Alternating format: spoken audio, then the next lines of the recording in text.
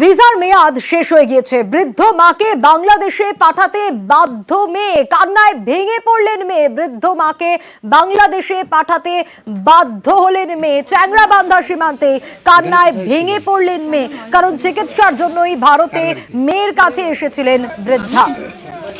এই জিনিসটা আমার ছেলে বলতে পারে।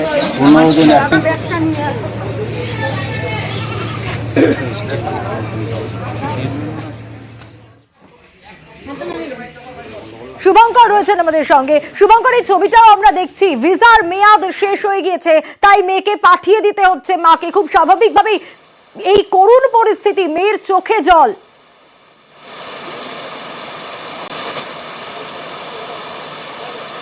হ্যাঁ, একদমই। দেখো, এই যে বৃদ্ধা, যার নাম বিনোদিনী মহন্ত, তার বাড়ি হচ্ছে বাংলাদেশের নীলফামারীতে। তিনি মাসখানেক আগে চিকিৎসার ভিসা নিয়ে চিকিৎসা করাতে এসেছিলেন। আজ তাকে ফিরে যেতে হচ্ছে, কিন্তু বাংলাদেশের এই যে একটা অদ্ভুত পরিস্থিতি, সেই পরিস্থিতির মধ্যে দিয়ে ফিরে যেতে যাচ্ছে। এখানে তার মেয়ে রয়েছে মাধবীরা, যার বাড়ি ময়নাগুড়িতে।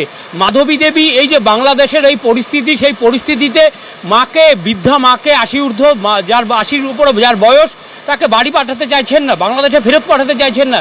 কিন্তু ভিসার মেয়াদ শেষ, তাকে ফেরত পাঠাতেই হবে। সেজন্য আজ যখন তাকে ফেরত পাঠাতে হন, তিনি এই চ্যাংড়াবান্ধা ইমিগ্রেশন চেকপোস্টে এসে কান্নায় ভেঙে পড়েন। তিনি যেটা জানিয়েছেন, এই যে বৃদ্ধা মা, তিনি বাংলাদেশের যে অবস্থা, সেই পরিস্থিতিতে কিভাবে তিনি তার বাড়িতে যাবেন, আদৌ তার মাকে তিনি দেখতে পারবেন কিনা, এ নিয়ে তিনি শঙ্কিত। যার ফলে এই যে কান্নায় ভেঙে পড়েছেন চ্যাংড়াবান্ধা ইমিগ্রেশন চেকপোস্টে। স্বাভাবিক পরিস্থিতি। শুভঙ্কর, আমার বাড়ি জলঢাকা থানা গোলমুন্ডে সারিয়ানি বলে। এই যে আপনার তো ভিসার মেয়াদ শেষ হয়ে গেছে, ফিরতেই হবে, আমার যাবাই লাগবে। এখন কতটা ভয় পাচ্ছেন যেতে? এখন ভয় তো আসে, ভয় তো ছেলে মেয়ে এদিকে ওদিকে, তার জন্য তো মন কান্দিতেছে। তারপরও ভয়াবহ। ওইখানে কেমন গন্ডগোল, কি বলুন? ভালোই গন্ডগোল, খুবই। ওখানে তো আপনার মেয়ে বোধহয় অপেক্ষা করছে আপনার জন্য। হ্যাঁ, মেয়ে তো কয়েছে, কান্দেছে যে মা নাই। মা আসলে গত মাসের 22 তারিখে যাওয়ার ডেট ছিল। হ্যাঁ, ওইটাকে আবার মানে টাইমটা বাড়ানো হয়ে গেছে, 15 দিন বাড়তি হয়েছে। এখন আজকের ডেটে যাচ্ছে, এটাই লাস্ট ডেট। বাংলাদেশে আমরা তো পাঠাইতে যাচ্ছি না, কিন্তু ঘটনা সরকারি নিয়ম অনুযায়ী তো পাঠাইতে হচ্ছে না, পাসপোর্টে আছে। আমরা তো ভীষণ আতঙ্কে আছি, ওখানে যা সমস্যা হচ্ছে, তবুও আমরা খুব আতঙ্কের মধ্যে আছি।